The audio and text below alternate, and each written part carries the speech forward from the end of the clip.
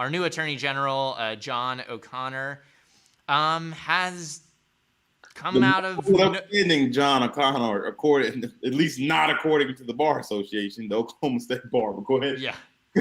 So he's come out and requested a October 28th execution date for Julius Jones, who is on death row, has been. Many advocate for his innocence. And he has a commutation hearing coming up in mid-September. And so this is just like pretty scary, pretty psycho, like, maybe let that sort itself out. And then if you want to get back to your, bloodthirsty killing ways, do it. But to announce it beforehand, I don't know. I don't get a good vibe from that. I think it caught a lot of supporters pretty flat-footed. But it sounds like he wants to rush. Like, I think there's like 7 people. Yep, 7. Because Oklahoma hasn't had an execution since, does the article say? It's been a number of years. I think we botched one in 2015, right? And then Right. like a European company was like, we're not going to sell you our product to murder people with. Right. And like Oklahoma was like, oh shit, the state can't murder people. We got to figure this out. Like, can we do gas chambers? Can we bring back firing squad? Like, how can we do this? But first and foremost, it is not the job of the state to murder people. Yep. Full stop. The state should not be able to dictate who has and does not have life. And that, I mean, in many of small choices in which we work to make better, it already does. But the ability to extinguish human life should not be granted to the state, right? And just the arguments as to why, like, the state does not, much to the chagrin of Kevin Stitt and the McGirt, the state does not represent victims. It represents the state of Oklahoma. It is much more costly to maintain death row inmates because we keep them on death row for such a substantial amount of time. Because before you kill somebody, you want to make sure you get it right. Not in this case, and I'll get to that. But you got to house them in different, all of the stuff that goes on. They're a lengthy appellate process, right? All things going in, so it's actually more expensive. But most importantly, is the state should not be killing human beings. Full stop. That's just objectively wrong. Shout out to the pro-lifers. But anyway, Julius Jones, there is substantial reason to believe that he is innocent of the allegations being made against him. And that's the reason why the state shouldn't kill anybody, because it's objectively wrong. And God forbid we kill the wrong person. We kill, right? Because after that deed is done, there is no oops, our bad. Yep. Right? And there's the death penalty is there's the Baldus study, which, oh my gosh, my favorite Supreme Court bar of all time.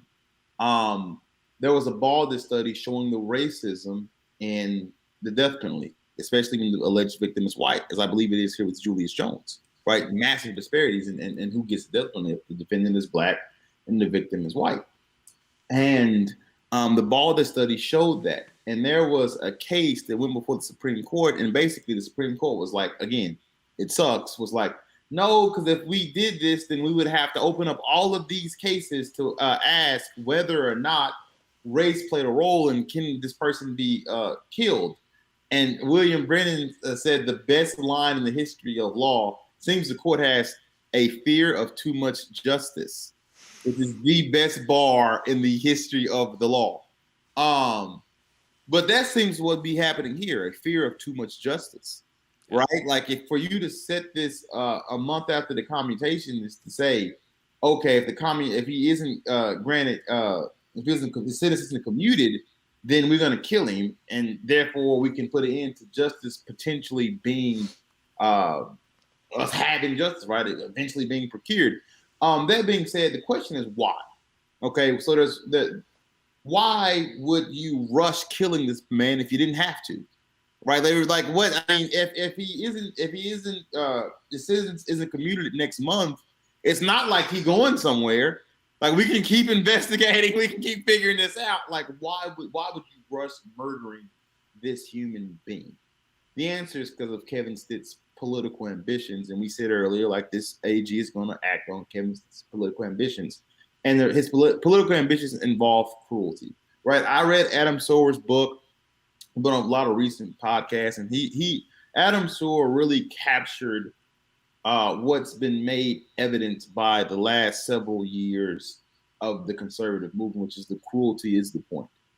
It's the point is we can kill Julius Jones, and the people who are fighting for this potentially innocent man's life are on the other side of us, and it's our job to own them, to inflict pain upon them, to make them feel bad. And if we can do that, and if it costs us killing an innocent man, particularly an innocent black man, especially an innocent black man accused of wronging a white person, then that's just icing on the cake for us. The point is cruelty, right? Because I think I saw something like 70% of Oklahomans support like commuting a sentence or at least holding off execution. There isn't a huge murder Julius Jones movement that they have to cater to. That doesn't exist. So why are this haste to murder Julius Jones? Because the cruelty is the point. The point is to own the lives. The point is to harm the people on the other side. The point is not to govern. The point is not conservative policies. The point damn sure isn't valuing humanity. The point is cruelty. Yeah. No, and, I mean, they're even Republicans now. I mean, I think Richard Glossop's the other one. He's a white man on death row, but they're kind of taking on Julius's case too. I mean, they like some very conservative legislators are concerned that, you know, our current process is executing innocent people. And I want to make this clear too. I don't think dead or guilty people should be killed. I don't think the state should kill full stop. For sure. Yeah, to me, the person who has perfected the anti-death penalty argument and who has just, like, I do not know how you could possibly argue with them is Bryan Stevenson and, like, Just Mercy and stuff. I mean, the way he weaves it all together, using, like, he worked a ton of death penalty cases, but the way he's able to weave together all those arguments and acknowledge the pain and harm these folks cause, but then acknowledging how, you know, executing them doesn't fix anything, and how there's, you know, often many layers to these stories, I think is something that everybody should read. But really, just from a moral, ethical, legal, just framework, I mean, Bryan Stevenson ties it all together to just explain why it is a broken system that should not exist. Yeah, exactly. I mean, it's revenge. It's one of my favorite quotes. I say it often in my practice. It's from Bryan Stevenson. We're all greater than the worst things we've ever done. Yeah. Yep.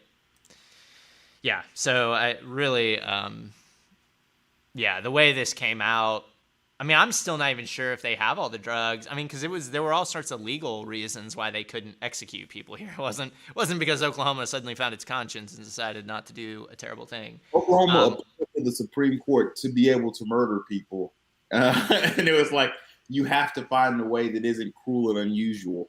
Because again, the company in Europe was like, we don't make these drugs to kill people. Which again, which there is an argument that since I don't know, like the developers, I don't know how many are doctors or whatever the case may be, but I would argue like any medical product, like they would have to feel like using our product to harm, using our product to do as much harm as possible, i.e. kill, is unethical. So we can't give you this, right? like we can't sell you this. Yeah.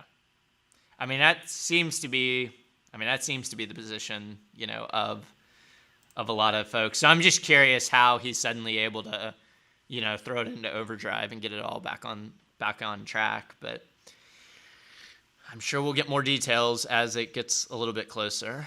But yeah, I think it's in the article too, September 13th. I think there's going to be a lot of lobbying. Yeah, the commutation hearing.